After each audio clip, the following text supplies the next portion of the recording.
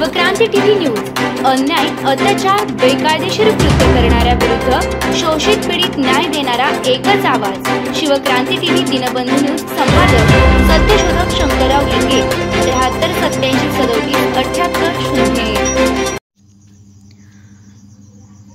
गुंड शामराव यादवराव, जन्म सुमारे 1885, मृत्यू 1948। डॉक्टर पंजाबराव देशमुखांचे एकनिष्ठ सहकारी, अनुयायी, इतिहासाचे गाढे अभ्यासक, महाराष्ट्र केसरी पत्राचे आद्य संपादक सत्यशोधक शामराव यादवराव गुंड यांचा जन्म मोर्शी, जिल्हा अमरावती येथे सुमारे 1885 साली झाला। अमरावती हायस्कूलमधून गुंड मॅट्रिक झाले। पुढे अभियांत्रिकी विद्याशाखेचा अभ्यास करून ते ओव्हरसियर पदापर्यंत चढले। समाजसेवेच्या तळमळीतून त्यांनी ओव्हरसियरच्या नोकरीचा राजीनामा दिला। थोडक्यात सरकारी नोकरीचा त्याग करून शामराव गुंड सत्यशोधक ब्राह्मणेतर चळवळीत सहभागी झाले। इसवी सन 1920च्या सुमारास त्यांनी सरकारी नोकरीचा राजीनामा देऊन मोर्शी बस स्थानकाजवळील जरुडकर विनायकराव आनंदराव देशमुख यांच्या वाड्यात श्री शिवाजी मराठा बोर्डिंगची स्थापना केली। 100 विद्यार्थी असलेल्या वसतिगृहात मोर्शीचे ॲडव्होकेट नारायणराव अमृतकरांसारखे सत्यशोधक भेट देऊन विद्यार्थ्यांना मार्गदर्शन करीत असत। सत्यशोधक वीर उत्तमराव मोहिते, शंकरराव इंगोले, ॲडव्होकेट बेलसरे, ॲडव्होकेट अकर्ते आदी सत्यशोधकांना शामरावांनी येथेच मार्गदर्शन केलं। थोडक्यात मोर्शीतील कर्मभूमीत वसतिगृहातील विद्यार्थ्यांमध्ये शामरावांनी सत्यशोधक ब्राह्मणेतर तत्वज्ञान रुजविले। विदर्भातील सत्यशोधक आणि ब्राह्मणेतर चळवळ सतत खळखळत ठेवण्यात शामराव गुंड यांचे मोठे योगदान राहिले आहेत। 1923 सालच्या जानेवारी महिन्यात मोर्शी येथे नामदार भास्करराव जाधवांच्या अध्यक्षतेखाली विदर्भातील पहिली ब्राह्मणेतर प्रांतिक परिषद भरली। ही परिषद यशस्वी करण्यासाठी शामराव गुंड यांनी अथक परिश्रम घेतले। इसवी सन 1924 मध्ये शामराव गुंड यांनी मोर्शी येथे श्रावणीचा जाहीर कार्यक्रम घेऊन महार मांगांच्या मुलांना जानवे घातले।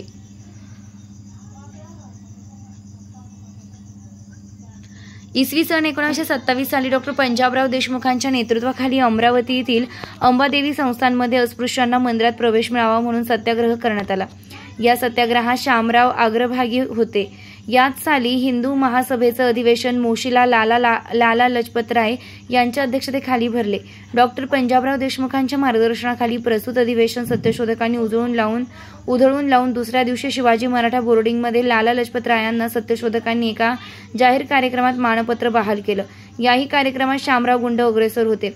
भगवा झेंडा चित्रपट विरोधी आंदोलनात त्यांनी चित्रपट पाहून आंदोलकांना टिपणे घेऊन मार्गदर्शन केलं।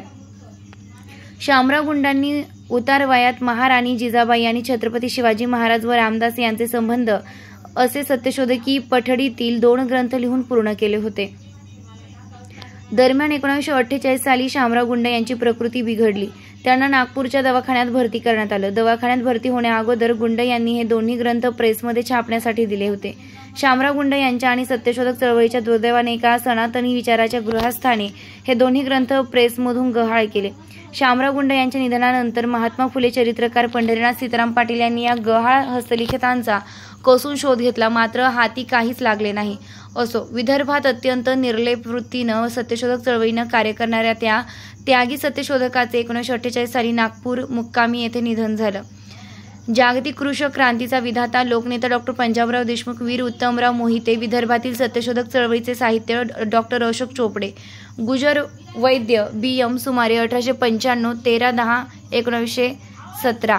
BM गुजर वैद्य हे मौजे, सिरसगाव तालुका, अचलपूर जिल्हा, अमरावती येथील सत्यशोधक असून त्यांचा जन्म सुमारे 1885 साली झाला। ते शिक्षित, लेखक, विचारवंत सत्यशोधक होते।